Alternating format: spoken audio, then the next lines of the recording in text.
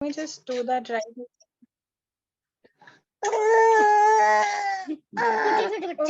Oh. Record. Okay. Through my thing. Oh, nice.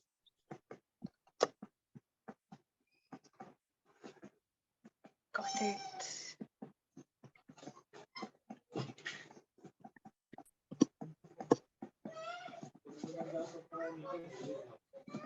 All right, so I think we can begin, right? There are a few more people who will be joining. I think they can continue flowing in, but I think it's already past 6, so we'll start. Okay. So thank you very much, Sama, right? That's Saman. Saman. Saman for taking the first session. We are really excited. I think this open learning session are going to be really very useful for all of us. Thank you everybody for coming forward and supporting this initiative. So over to Saman for this first session. Really nice, really happy to hosting this, and we'll be recording this and posting it on our YouTube channel as well. Over to you, Saman. Now you can start, and I'll keep admitting it. Don't worry about the rest of it. You focus only on the session. Yeah, I'll keep doing it. Thank you. Thank you, Shashi. Thank you everyone who's joined in. It's our first open learning session, and it also happens to be the first session that I'm taking on my journey of motherhood. It's been a very internal journey these last 5 years, and I haven't really spoken about it in an open forum. Like, I talk to people when they come to me, and to my friends and my family, people know about it, but I haven't really shared it on a platform like this before. So I'm excited, and I want to be as authentic as I can in sharing my journey. And once I am done talking about it, we can always have a discussion around the things I share. So, Shashi, you can keep telling me if somebody's popping up a question or anything. Sure. Because I'm just, I have my hands full. Yes, and it's a very personal journey. So I have my heart full. So when I talk about it, I can go in another zone. Sure. So yeah. Okay. So well, it starts when I was as old as her, maybe, or maybe before. But I remember. Kaira, यहाँ पर आ जाओ बेटा. यहाँ पर आ जाओ. थोड़ा सा. अच्छा. So it starts when I was very young, and I was always fascinated to think about, how do you grow a life inside of you? And whenever I would look at a pregnant woman, it would really make my day. So I was very fascinated even as a child to think about becoming a mother. And I remember saying these things. Is somebody saying something? Hello? Yeah, please carry on. Okay, yeah. So even back in school, I remember writing it down when there was a session. I don't know which class we were in, maybe 9th or 10th. And we were asked, what do we want to do? What do we want to become when we grow up? And I remember writing that I want to become a mother when I grow up. And so it's always been there. And nothing captivated me more than this idea of, being a part of creation in that sense of the word. And I did want to experience it from ever since I can remember. So when I did get a chance to start my own family, we were very, very excited about it, Karan and I. And I remember the first time, like it's almost like we knew even before you take that test that it's time and that this is what we are starting. And I was in Delhi, and the first gynecologist that I went to, and I had a few things to ask her because it was the most exciting time of my life. When I asked her a few questions, she just looked at me blindly and said, why don't you just ask Google? I mean, if you have so many questions. And she was very, she wasn't even looking at me. And I remember I went with a cousin of mine, cousin sister. She wasn't looking at me when she was talking to me. She was addressing my sister, elder sister, and she almost considered me naive, a first time mother, somebody who doesn't know, and somebody who need not know anything about it. You know, it's just a very mechanical process, and somebody else will take care of it. So that came like it just didn't feel right because it's something that I really wanted to get right. So after that, it was a whole cycle of events when I went to more than a dozen doctors here in Delhi, and I went to private clinics, I went to government hospitals, I went to the best private hospitals, and the institution could appear to be more appealing, but when it came to having that kind of a connect with the care provider, I never felt it. I never felt like this is where, or this is the person, or this is the space where I would want to birth. It just didn't feel right. So in fact, with my first pregnancy, if I don't know if I have a file, if I've maintained one, but if there was one, every time I went to a new doctor, and there were more than a dozen doctors, so I never went to the same doctor twice. um and this was a time, so I have a background in psychology and social work, and I was pursuing my PhD at that point in quantum physics and social activism, and he also has a few things to say. So um there were all these layers to my identity. There were so many things that I had been engaged in. I had made a few documentary films on social um, movements, like the victims of the Godhra riots, on child rights, on stuff like that. And I was also part of the political movement at India Against Corruption when it was just becoming a political party. And even with the first set of elections, I was there with Arvind and Manish. So, and I had traveled the country with Yogendra Yadav, Prashant Bhushan ji. So I was really into, I was center stage of all kinds of activism. I'd always be somebody who would be found at Jantar Mantar or anywhere where any of these things were taking place. And then I get pregnant, and then something really fundamental changes inside me. And from this whole exterior, and I kind of start focusing within. Then it was a lot about having the right diet, making this pregnancy the most healthy and the most beautiful time of my life, because I felt so deeply about it. And I felt like I was doing something very, very beautiful. Uh, so I think it was my 5th month of pregnancy when I was attending a workshop on quantum physics, which was being hosted by this quantum physicist from the US, Dr. Amit Goswami, who is also the founder of this idea of quantum activism. And, this whole notion of quantum physics or consciousness as the ground of all being. So I was really drawn to these ideas about how at the deepest level, at the most, even beyond the particles and the cells and the atoms, we are all one.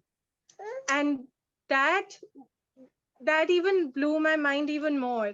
And during that conference, I meet somebody from the Netherlands, Gerrit, who was visiting with his daughter, who introduces me to the idea of something called lotus birth. And it was very new to me. I'd never heard the term before. And I was like, what is it? And he went on to explain how he had 3 daughters, and the youngest of them was a lotus birth. And the idea was that once the baby is born, you do not separate the umbilical cord from the navel. So the baby and the placenta remain attached until the cord comes off, dries up and comes off on its own, which would take a few days. And so I started reading up on it, and I found it to be even more appealing, and I wanted to experience it. So now my search, my quest for an institution or the right kind of care provider kind of had a filter to it, because I wanted to experience lotus birth. So then I started looking up where in India can I, because in Delhi there was nobody who was doing it, who could let me have that kind of experience. So when I looked it up, I found out about the birth village in Cochin. And so I wrote to them, and that was just towards the fag end of my pregnancy. I think I was about 34, 35 weeks pregnant then when I first wrote to them.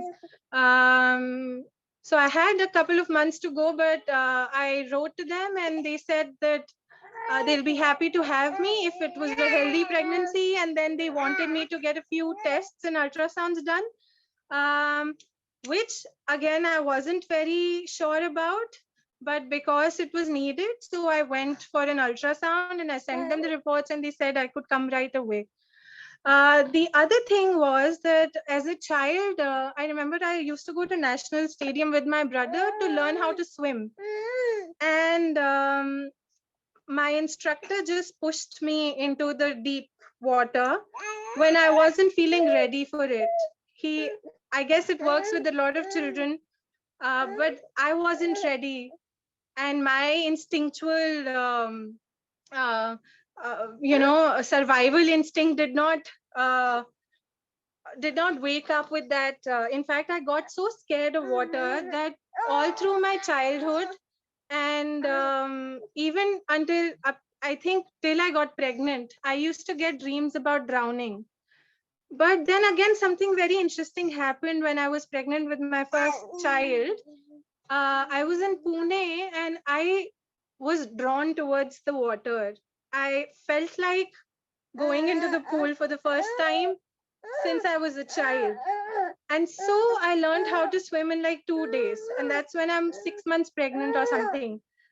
And then when we went to Kochi in Kerala, I would love to spend time at the beach, around water. Even the sound of it would be so calming. So of course, then I got to know about water birth, and that's something that I wanted to experience as well. So in Birth Village, I was going to. He just turned 6 months a week ago. So yeah, in Birth Village, I was going to get an experience of both of these things.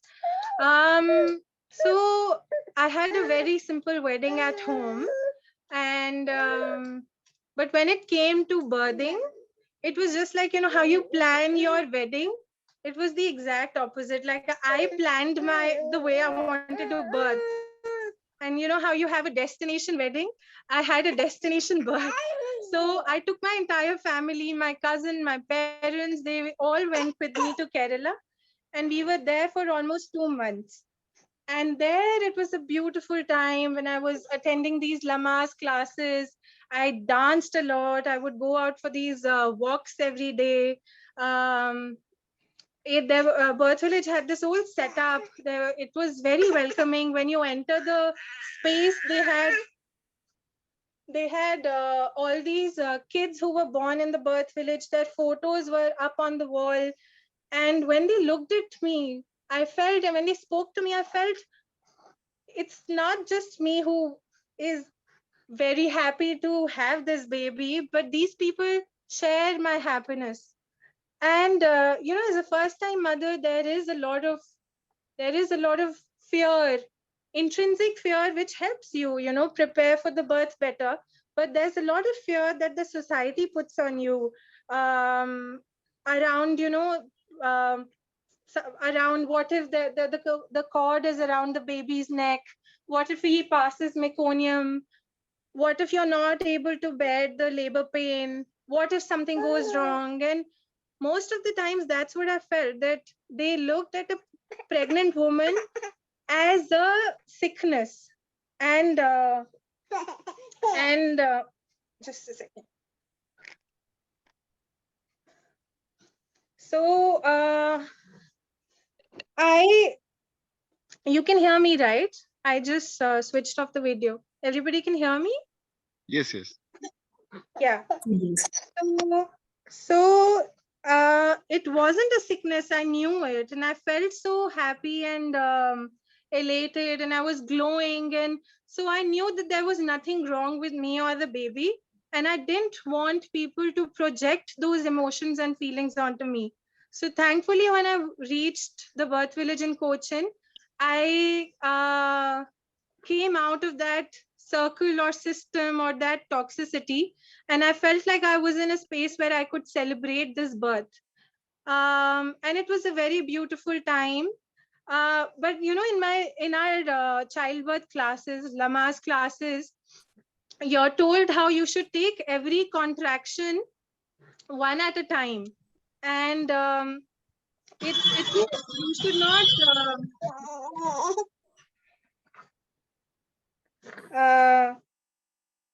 one second. Hey.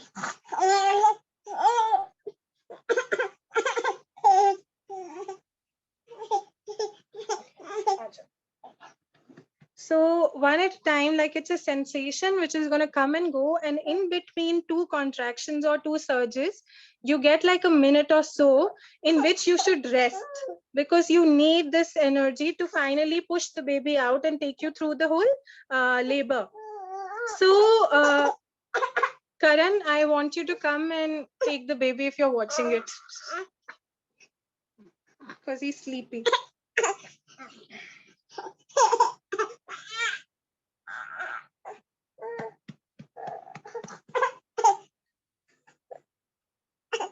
Yeah. Do I have something here?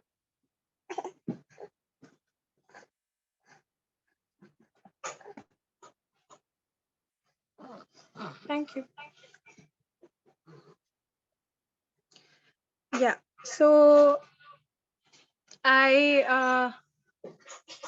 we had learned all these things in the Lama's classes, and Karan was of course with me in those classes, and he took them very seriously. So when the labor did happen, I remember him taking all those instructions and that education that we got very seriously. And in between the contractions, he'd be there supporting me, massaging my back, and then in between the contractions, he would fall asleep.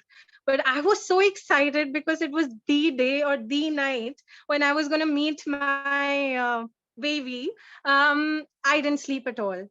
And the labor could take long, and it did take long. I think it lasted about 25 hours before Kyra was actually born.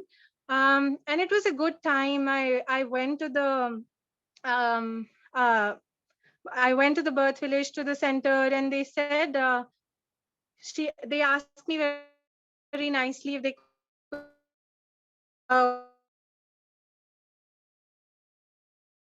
dilated, so I still have some time to go, and it'll be nicer if I go back to Cochin.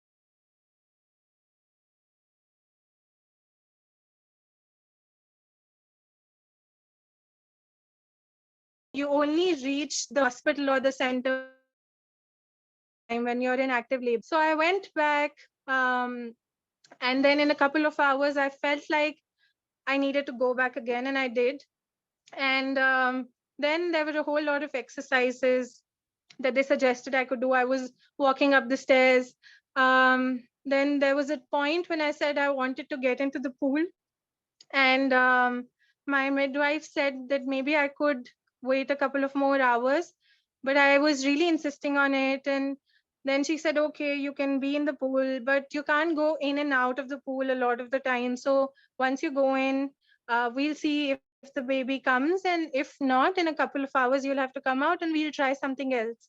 And for somebody like me who's always been guided by my inner intuition, uh, I I had put in a lot of heart and thought into choosing the right space and the right care provider. But in that experience of that day in that labor, I think I started paying more attention to the care provider and her experience. And so I started following instructions more than listening to my own voice or asserting my own voice. And also, when you're in that zone, you don't want to talk so much, because talking is thinking and talking is a very your brain also goes through a lot of states of consciousness. Just like your heart beats, the brain waves are also going into cycles. So in the most in an everyday life, the way we do things, the way we have conversations, the logical thinking mind, which is affected by all the stimulus around you, runs I think about 40 to 60 cycles, and that's called the beta state. And then time starts dilating, like it starts compressing. And the deeper you go into labor, the slower time becomes for you. So from beta, you enter like a alpha stage, which is kind of like, how it's more psychedelic, it's more feeling, and it's more sensual. So you're feeling your surges more. All of that is happening. So you're feeling the contractions even more. It's not so much about talking, oh, I'm in it, you're inside. And then from the alpha stage, you go into the theta stage, which is where the intuition and the knowing and the creation, the creativity, the art really comes in. And it happens. This is what happens even during labor. So you would know when you're around a pregnant woman, and I know from my own three pregnancies that initially when the labor starts, I'm very, this is what I need, this is what I want, this is what you do, this and that. So I'm talking a lot and I'm just preparing the environment for the final thing. And as I progress into my labor, I don't want to talk so much. I just, so I in all of my three births, I do not remember shouting or crying or howling or losing my senses. But I remember just, that spacing out. I was just looking around, I was just gazing into the distance, and I was going inside because all of that energy was focused on, this beautiful harmony that my child and I was मैं creating earphones lie together.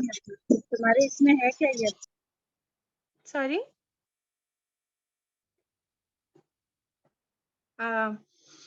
So anyway, so it I was in the pool for about 3 hours, and it gave me, and because I had been up for so long, I remember going to sleep, and my contractions, which were closer together in the pool, they kind of um, uh, they became more spaced out, and it was almost like labor stopped, and I started dozing off, like I started going to sleep. And so it almost felt like the contractions almost stopped. So at one point, I remember the my midwife saying that it's time to come out. The labor is not progressing. And once I did come out, she said I was all dilated, and now the baby could come out any moment. But it took another 7, 8 hours for my baby to be born, and I was doing all sorts of things. They were telling me a lot of things, what needs to be done. So I remember towards the end, I was lying down on the bed, and my care provider came and whispered in my ear that I have a very strong pelvic bone, and the baby who had started crowning is kind of stuck in there. And I was so exhausted by that time that she said, we have a couple of options. We can either take you to a hospital and use a vacuum to pull the baby out, or we have to do an episiotomy. And they were asking me, and I remember responding that, we have chosen you, and you do what you deem would be the best thing for me and the baby right now. And so my care provider said that I think we'll go ahead with the episiotomy. And they did. And with the next push and another one, the baby was out. And while they were suturing me, stitching me up, I got a couple of stitches. The baby was directly placed onto my chest, and I was elated. I was looking at the baby. The baby kind of crawled up to my chest. I was trying to let it suckle. And I think it was only after 10 or 15 minutes that I asked if it was a girl or a boy. So we had two names, and Kyra and Kabir, and I asked my midwife if it was a girl or a boy, and she said, why don't you just pick it up and see for yourself? And Karan then picked up the baby, and we were like, Kyra's here, our daughter was finally here. And then we passed out. Like, Karan completely dozed off right next to me on the bed. And I was very happily breastfeeding the baby through the night that we almost forgot to tell my parents and everybody at home. And we got a good thrashing from them like 7-8 hours later, when we did inform them or send them a picture or told them how we were, because we were so in the moment that we did not even inform everybody that the baby had finally come. So this is the first story, and it's important because that was that day with the baby. I was also born as a mother, and it was the most empowering feeling ever. And subsequently, couple of years down the line, when I conceived for the second time, I was more sure of things. And this was the time of the pandemic. Unfortunately, Kerala, like we were in Delhi, and we didn't want to go to a place which had a lot of rules. Sorry to interrupt you. Hello? Yeah. So I was thinking, before you get on to the second story, shall we just check if somebody has some questions about the first story, any comments or any questions? We could do that. Yeah, and then we'll take a small, like 5 minutes, and then you can carry on to the second story. I think that might. Yeah. Okay. So we'll just open up if anybody has anything to say, anything to ask about the first story that someone shared right now. You can please post in the chat. May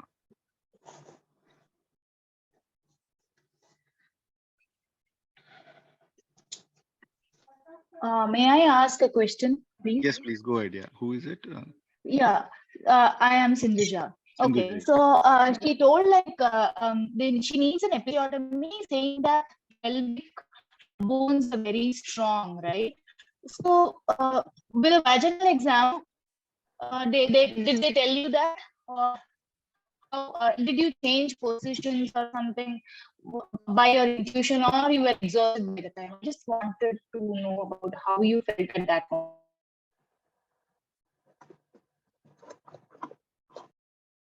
Yeah. So no, they asked me to change a lot of positions, and I was still climbing up the stairs.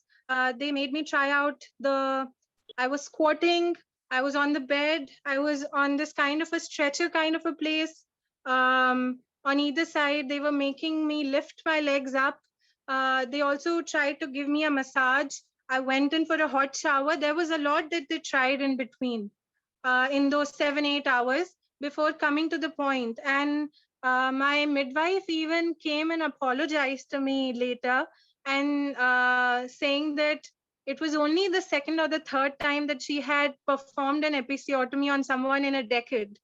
So it wasn't something routine that they did, and it was an intervention. And she said, like, I was kind of convinced at that point that They did it only because it was required, because I was completely exhausted. But the one thing that I came to understand only later, which is something that I would talk about when I talk about my subsequent pregnancies, is that I was following instructions even in my labor. In spite of being so intuitive, I wasn't really letting, like, I was somewhere inside, I was listening to my intuition also, but I was also listening to the instructions and doing what I was being told because I felt they knew better.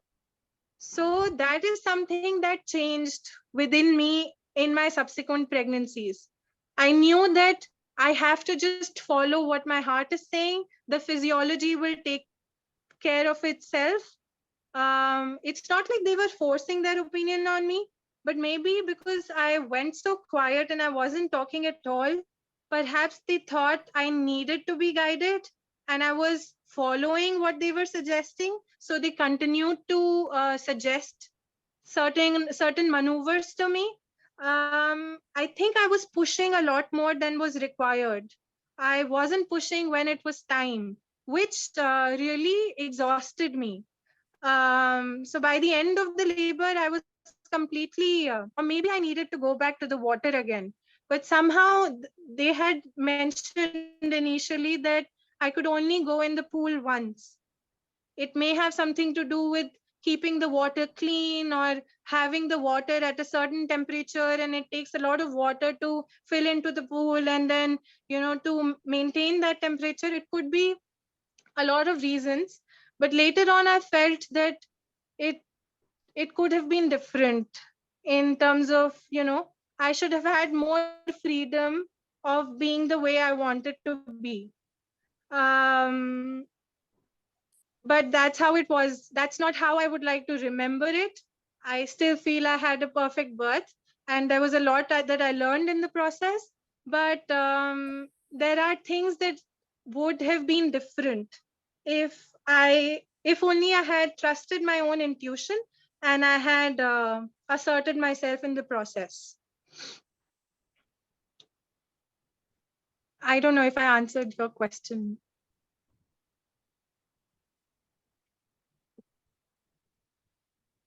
Someone, Anybody else? another question in the chat box. Are you able to read your Yeah. chat? Yeah. No, I haven't read this yet. Let me just. Shed naturally at birth village. Thanks in advance. Yeah. Pelvic floor muscles. Yes.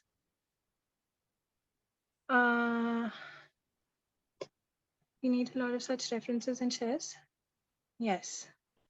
How are you confident to go to the birth village? But I'm a little nervous to try something new or try something opted by a very few people.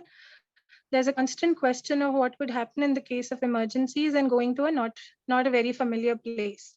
So I'd just say that just like everything else in life, birth is very unpredictable, and it's going to be the same here also.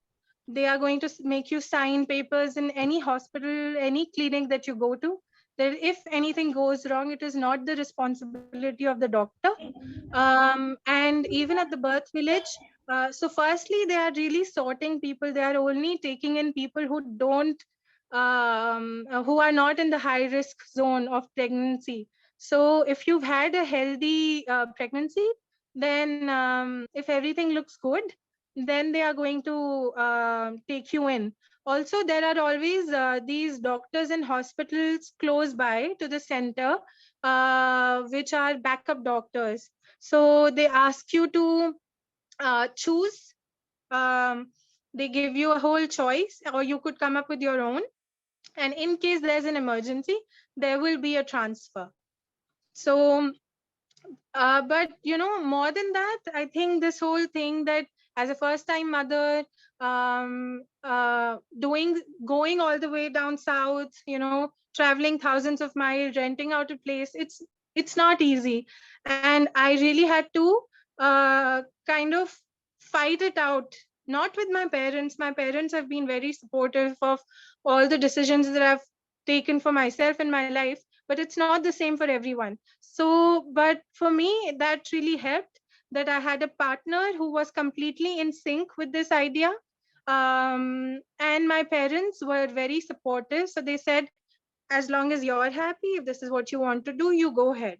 But you can always, do your research, your homework, have some backups. But it is unpredictable. And that's the beauty of it, In like other countries, you can always find out if you are having a boy or a girl. So it's easier for you to shop.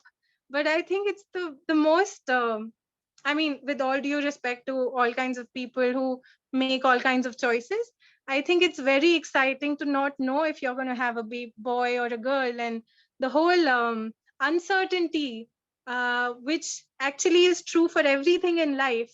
You just really learn to embrace it, especially during pregnancy and childbirth.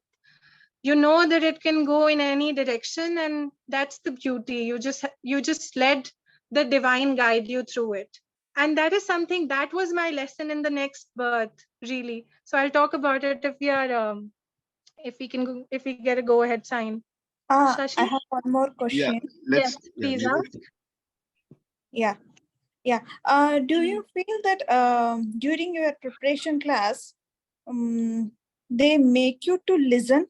The class could be they give a choice during the education session other than how to say that. Did they make you to understand the physiological process? You have to follow what your body tells, like that they told, or they said these are the options, these are the comfort measures, these are the techniques, they like that they have taught you, which makes you to follow their instructions. Do you feel that way? Yeah, see, it's very different. It really depends on every center, every hospital, every care provider. Even within the same space, you can have different kinds of people and the way they communicate things to you, and also how receptive you are to those words. But childbirth is it's such a physiological process that it is not so much about your logical thinking brain, really. So at 36 weeks or towards the end of your pregnancy, how much information you're ready? Because by the end of the pregnancy, people usually tell you that they are done with educating themselves. This is the time when they just want to go in and feel and just be a part, be in that state of flow. So even if they were telling me all the things, there were brochures, there were pamphlets, there were classes, all the information is out there on Google. How much of it can I take? For me, I think what was really beautiful was getting out of this city. It's probably the most. So my baby was born in November, and that's around Diwali, and Delhi is very cold, and the pollution is at its peak. So, and the part of the city where I live in has no trees. I come. It was very. It was a beautiful change for me to go to a space which was all nature. I could take walks, I could see flowers, I could see the butterflies, I could be at the beach, I could dance. I had the most amazing dancing sessions through Birth Village with Donna, and that was beautiful. So I don't know if they of course they tell you have to listen to your own self. That's the first thing they tell you. But as a person, I think as much as I'm out there, voicing out my opinions, I'm also a very good listener. And I try to follow what others are telling me. I empathize a lot. I can listen to people without interrupting for hours. And so, whatever they were suggesting to me, I started kind of practicing it, even if it wasn't what my body was cueing me to do. So it's nobody's fault, really. It's just how it was.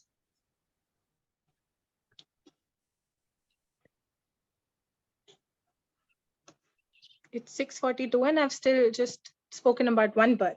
Yes, I have two let's more move ahead. babies to Someone. go. Yes, please go ahead. I think let's go on to the story. There are a few more questions, but we'll take them as we move on. Yeah. Yeah, please. Yes. So in the second birth, that was the time of the pandemic. I I conceived around, I was due in Feb of 2021. So that was the time. So the pandemic had hit, and I was in Delhi, and it was a bad situation. The whole medical system had kind of collapsed.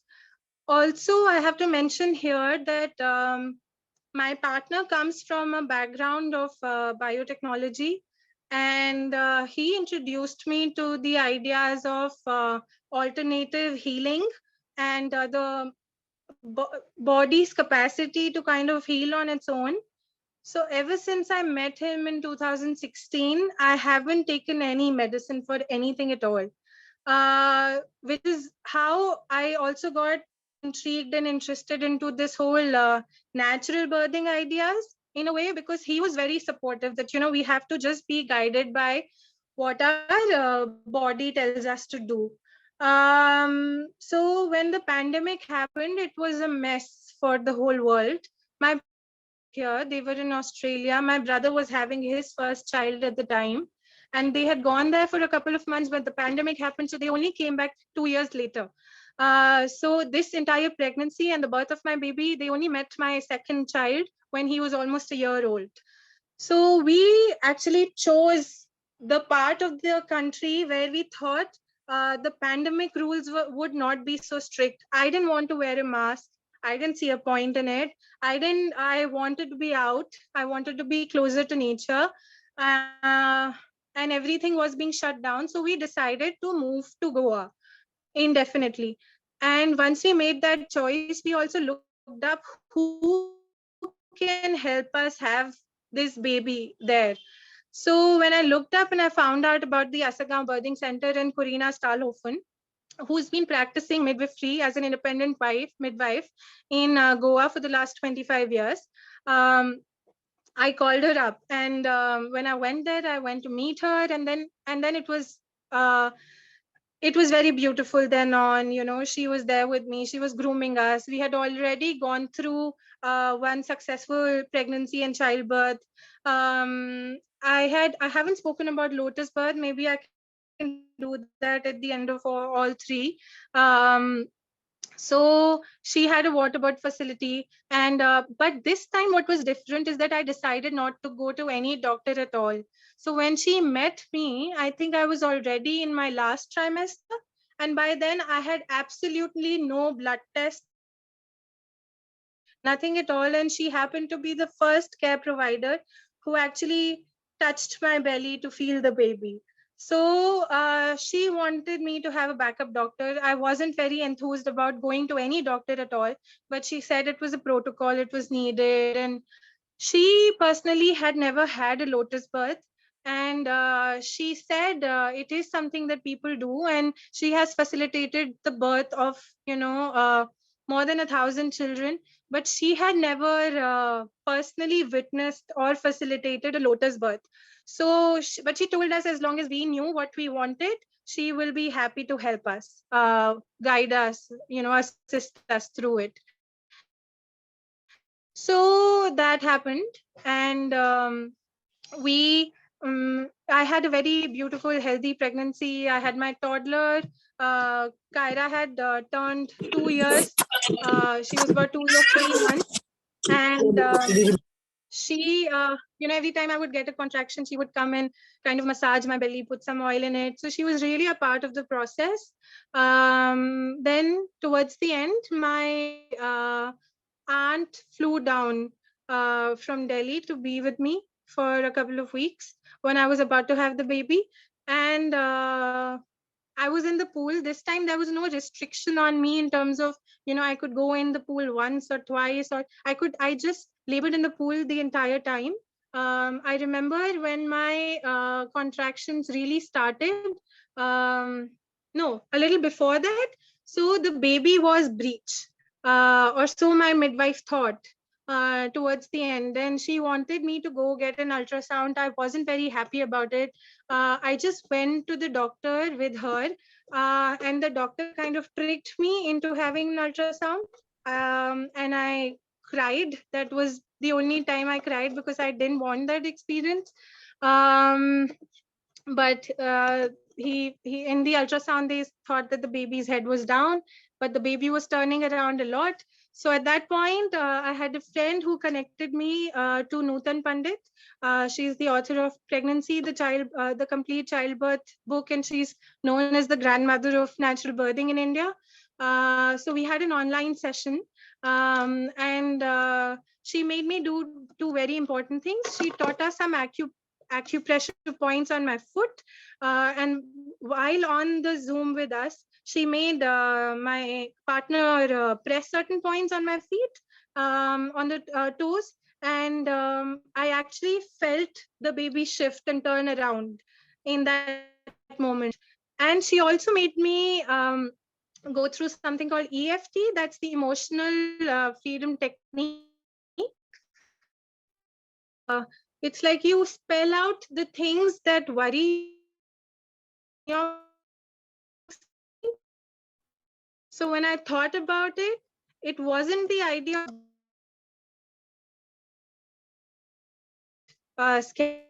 it was the idea that it tricked into something that I don't need. I had absolutely no faith on. Saman, you are getting stuck. Can you repeat again? Body doesn't need. Hello. So where should I start from? She made me do EFT. That's a tapping technique. You tap different parts of your body. You spell out the things that worry you, that are on your mind, that is blocking the energy. And for me, that idea was that I may be tricked into doing something or getting an intervention that I don't need. It wasn't a surgery as such that I was scared of, but the idea of being conned or fooled. So when I did that, it really released a certain kind of energy and emotion in me. And I also felt, I had a conversation with my doula from her birth, Reba, who said two very important things, that when it comes to your birth, there is no good story or bad story. There's just your story and the story of this baby and how they decide to come to the world. So don't let any other thing scare you or block you.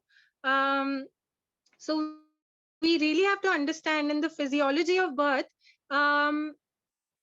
it is such an intimate process that if you're holding back certain emotions, your baby is also not coming out. You really have to. There is a difference between surrendering, understanding surrender, and to actually surrender. So my learning in this whole process was, in my second birth, was how to actually just surrender to the will of God. And I went into labor, and I remember telling everybody that it started, but it's not time yet. It's a couple of hours, so let's go to sleep. And we went to sleep, and then around 3 o'clock in the morning, I woke everybody up and I said, now we will go. So I was more calm and poised, and we took a cab and we went to the center. I went into the pool at 4:30 and we had the baby around 7:30.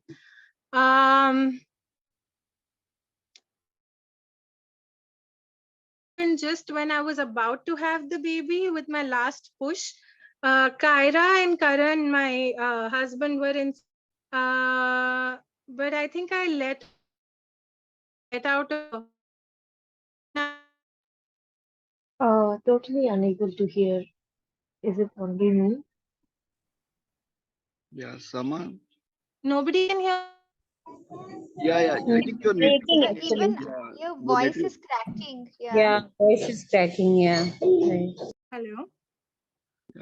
We heard, like, I heard only until the word you said, like, when you were about to give your last push. Yeah. Kyra, what did Kyra and your husband Kyra. do?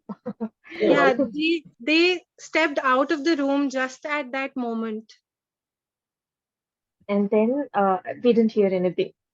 Yeah, that's the last thing I said. Okay, go ahead. Yeah.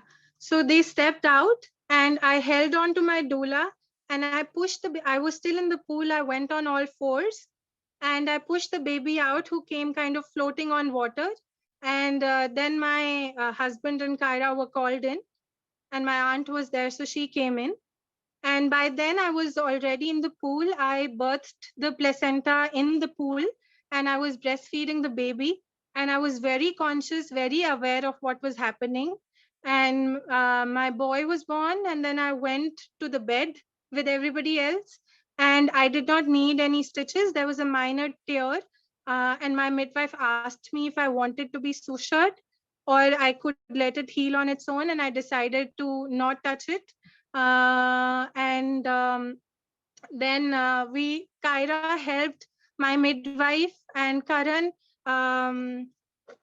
keep the placenta in a bag of certain herbs and essential oils and rock salt because we were going to keep the placenta attached. That is what you do in a lotus birth.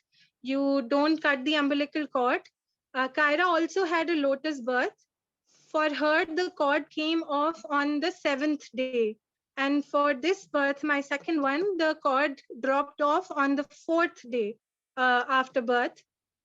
And in my last birth, which happened at home, which was also a lotus birth, the cord came off on the 9th day.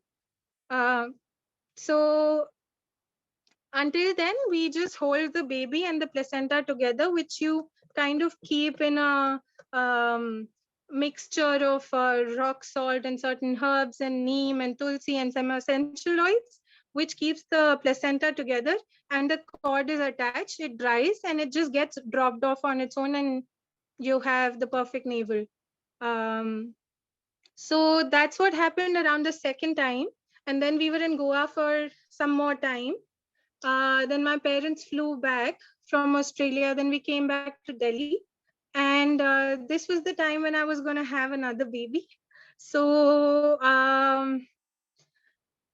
because my parents were in Delhi, we decided, and my brother was going to come from Australia. We decided to have the baby in Delhi, but the question remained the same, who was going to be with us? And I said by this time that I'm just going to have a birth at home on my own. But thankfully, I found somebody who's also on the call right now, Tapasya Appa, and finding her became one of the more instrumental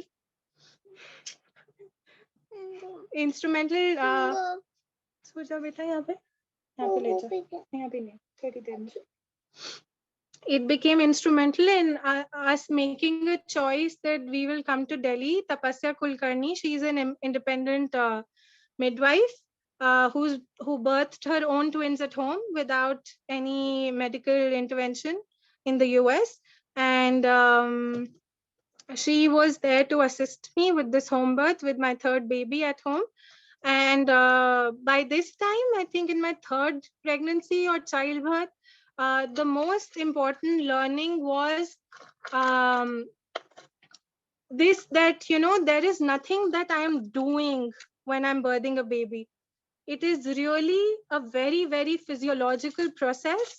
Women have birthed babies since time immemorial. And we were very inquisitive that, if I would always ask my father, he was one among many, all of his siblings, and they were all born at home. And I used to ask him, why can't I birth at home?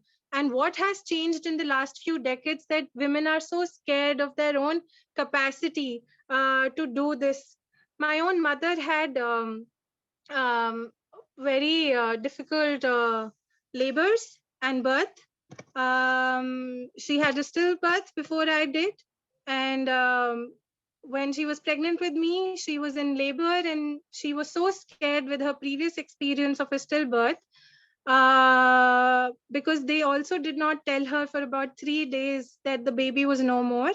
And she could never really heal that part. And I'm very close to my mother.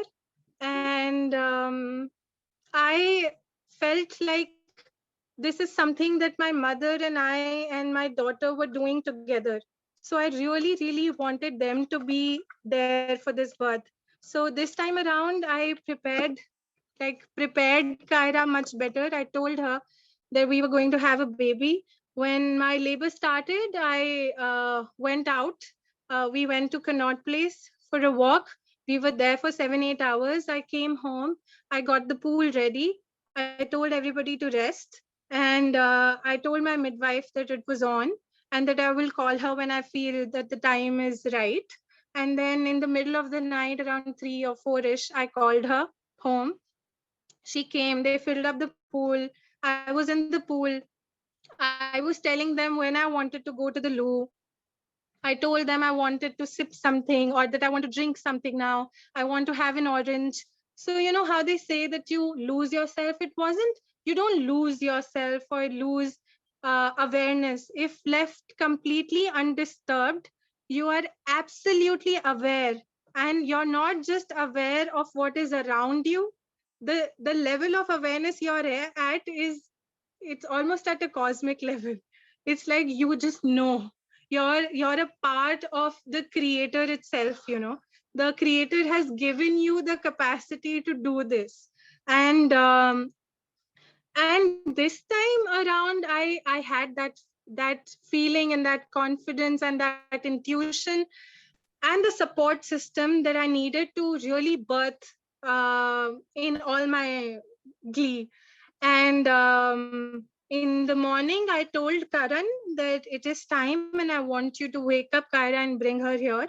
And she came and I held her hands and I told her that the baby was about to come. And then she stood with Karan, and I pushed and the baby came inside the water, and Karan caught the baby and she was right there beside him, and they placed the baby on me. And there was a moment in between when I had pushed the baby and Karan had caught the baby and Karan was holding the baby. And I think a couple of minutes passed and I hadn't looked at the baby as yet. I was looking in the other direction. And I remember Karan asking me, do you want to hold the baby now? And I just have to tell you that I was in this moment when I felt like, I had experienced what I was made to do. Like nature had made me for this moment. And it was, I still get goosebumps when I think about it. It's such a beautiful moment. And then I turn around, still in the pool, and I hold the baby and keep the baby to my breast. There's another push, and I push the placenta out. And that's when my mother comes in, and she strokes my, like uh, she comes and she congratulates me and does this, and I congratulate her, and it was a very beautiful moment that we shared. And I have to tell you about this whole lotus birth and water birth, and so we can always look up on the benefits of all these kinds of different kinds of birth experiences that I had. But the most important thing is that when I look at my children now, they were very, very alert from the first moment. They came with their eyes open. There wasn't really any crying. They never lost their birth weight. They started suckling immediately. I continue to breastfeed all of them. I don't think it is unnatural to breastfeed more than one children of different age groups. I think it's very natural. And even though it calls for a lot of criticism, like everything else, this part of womanhood or parenthood or mothering has also gone through a lot of cultural changes. And without going into the whole pharmaceutical agenda of it, around it, I just want to say that we as a family, we follow a very natural approach of being and doing things. We just follow our intuition and our heart, and it feels that this is the best way to be. And yeah, I mean, I guess I'll just, it's 7, so I'm going to take any more questions if there are, and sorry for an abrupt end. Thank you, Saman. Yes, now we can take few questions. Yeah, So yeah, maybe we can wrap up by 7:15. That's okay. yeah. We still have people in the coming in, joining in. Yeah. Are there any questions? Yes, you can. I have a comment, not a question. Yeah. I really want to thank you and the EKF Foundation for this kind of sharing sessions, because this is something which is more about listening to your own intuitions as a mother or a mother to be. And I think we have a lot of young people, young women who are looking out for natural birth options, but then it's again like there is again a lot of agenda around it, a lot of institutions making, again, talking about natural birth and making it a business concept again. So when we listen to someone like you who's more attuned to your intuitions, it's beautiful and it's like more inspirational. So thank you. Thank you. Sharing is very empowering. The reason that I didn't engage in a lot of sharing, because these last 5 years have been very personal. Like, like how I said, it's so personal to me and it's so difficult to explain. And I actually don't have the energy and the time to justify what I'm doing. All I have as an answer to any of the things that people ask me, except for the ones who genuinely want to know and want to learn something about it. But there are a lot of people who are commenting all the time. And how many more experiments, then there's another one that we haven't vaccinated our children. We don't give them any kind of medicine. We don't plan to send them to schools. We travel a lot with them. So all these things, they call for a lot of criticism and opinions. And I'm like, I don't have the energy. My energy goes into breastfeeding my children, and the rest of the time I just want to catch up on my sleep and do something that I feel passionate about. But I also feel how important, because in my own journey, I remember, if I met somebody who was like me, who was going through something similar, who had, engaged in extended breastfeeding, or who knew about lotus birth, or who was aware of the benefits of water birth, if somebody said that, it always made me feel more powerful. And, like I wasn't alone. Because like how they say that it takes a community to raise a child, I feel that we need a commune of like-minded people to not to validate what we are feeling, but just to support us. Another important aspect that I didn't touch upon, which I think somebody should take a session on it, is postpartum journey. Because birth is not a one-off event. Immediately after the birth, especially, the mother is almost like, how they say that a mother is also born. You need to be taken care of in the same way. The hormones are at their, it's a strange mechanism, and then you're feeling an upheaval of emotions. Physiologically, you need rest. Everything is out of place, is going to take some time to come back to its normal place. And in that duration, you really need somebody to just listen to you without judging you, or just to stroke your head, or just to tell you, or just to prepare another meal for you, or just to hold your baby without you having to ask them to do that. So postpartum is also very, very, very important. I'm very lucky that I had my partner to be with me through every step of the way. But then it calls for another thing, that both of you are just engaged in raising your children. What about doing this? What about the skills you have acquired through the education system, which are going into which are getting wasted? So there's so much that people have to say. I just want to say that this is what my heart craved for ever since I can remember. And I'm so thankful to the Almighty to give me this opportunity 3 times over to experience this in its rawest, in the most natural sense of the word. It's been so empowering. So I have a question. First of all, your story is very inspiring. And other thing is, when you said that in your last pregnancy you didn't visit the doctor, so during the 9 months, what about like tablets like vitamin, iron, folic acid, and then the skin? What did you do? So I I did not feel the need to. Your body just tells you what you need. So I had a very healthy pregnancy. क्या चाहिए? अच्छा, एक second. So I had a very healthy pregnancy, mashallah. I mean, I have been my healthiest self all the 3 times that I have been pregnant. And because we stopped taking these extra, you have to, watch out for what you're eating. And I feel your body always gives you the cues as to what you need. So not going to the doctor was very natural, and there was nothing wrong with it. If you think about all these older women who have birthed before us, they never went to a doctor.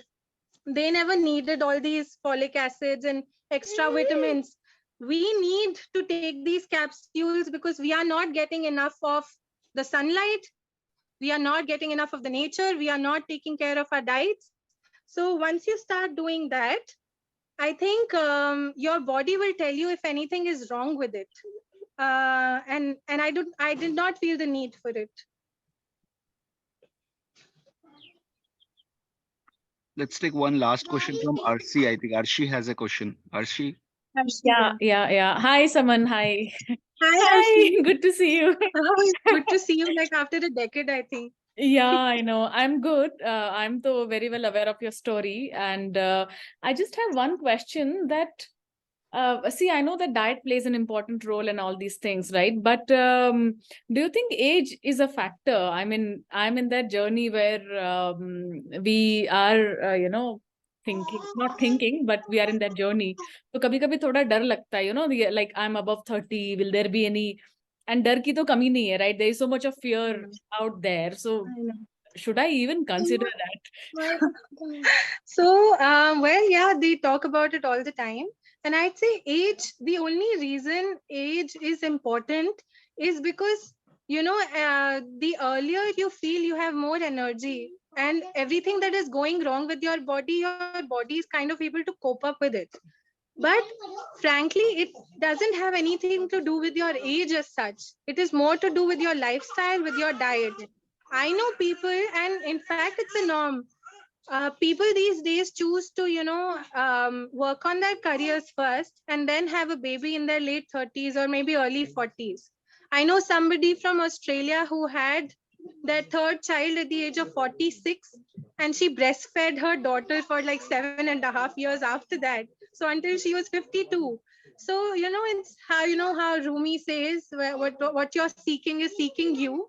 When you really start on this path, you will start finding people, resources that will help you in your journey, that will help you believe in yourself, in this inner voice, and that will tell you that the only fear that is natural or normal is the one that comes to us through nature.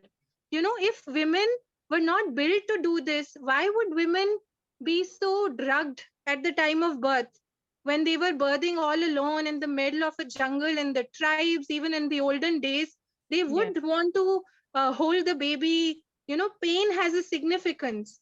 The whole pain thing around labor pain, it's unbearable, epidural, you must have it. But this pain has a meaning. It's like an intensity which grows over months. You know how you have these cramps during your periods? Even labor doesn't happen in a day. With all 3 of my pregnancies, I started feeling these, you call them Braxton Hicks. They are your trial contractions. They could also start like a month before you have the actual labor begin. So it's like for 2 hours every day, your body will get into this mode when you have these cramps which feel like something, but it is not the actual labor. But that is what prepares you for the actual birth. But what you do is you don't let that happen. You take an epidural. The only reason pain is there because, nature wants everybody to put in their focus into this one event. A baby is going to be born. It is a momentous moment in the cosmos. And so you want to draw everybody's attention to that moment. It's Correct. not something that you need to be scared of. Yeah. You don't have to, because pain is like an indication. It is telling you what you need to. When you have pain in one hand, if you move, the pain goes away. So it is like an indication to change something, to get into a movement, to know what you need. Similarly, any kind of allergy, we in our home, we celebrate fever. We know when fever happens that it's a sign that the body is still working. It is the body's mechanism to heal. And so we let it pass on its own. It takes 3 days, it takes 4 days, and that's how you detox, So it's just another chashma, another lens to look at things and the world and birth and everything around you. Yeah. You're Actually, fine. I echo your thoughts on the vaccination point. So I got married almost 2.5 years ago, and my husband and I, both of us, we have not taken COVID vaccination. And then there is this entire machinery jo piche padi hoti hai ki, you cannot attend conferences, you cannot travel, vaccination nahi liya hai, all those things. But abhi tak to we have been able to, successfully unko rakha hai side mein. Alhamdulillah. कभी-कभी वो बहुत ज्यादा हो जाता है, the pressure from all the directions of following a norm. Yeah. And I mean, COVID vaccine, that's another, I'm sure somebody is going to be taking a session on this. And we have so much to say about it. But besides that, like we never gave any kind of vaccine to our children. How there are 72 different kinds of vaccines given even before a child is born and over till the age of 5 years. And nobody was appreciative of what we were doing. They were like, you can't experiment with the life of your children. And then I'd be like, I didn't have a say in the way things were done to me. I cannot influence the way anybody else does. At least my own children, I should be able to birth and raise the way I think is the best way.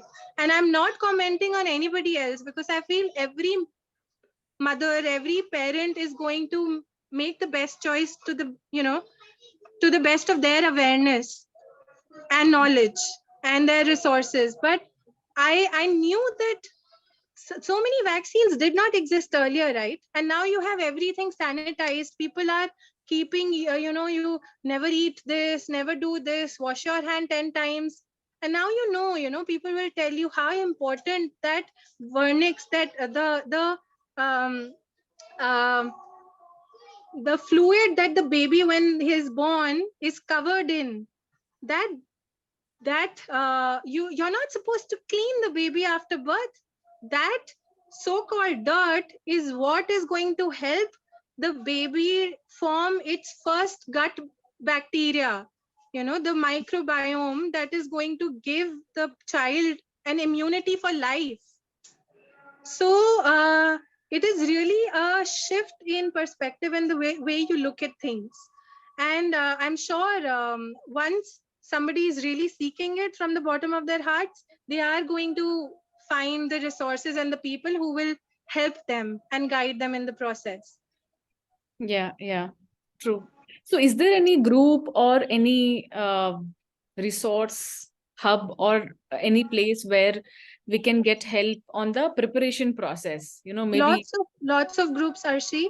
And Shashi, can we somehow make a list of all the people who attend the session today, so we can maybe share whatever I have said so far. I have solid scientific data if anybody needs it to back all my understanding, besides my experience and intuition.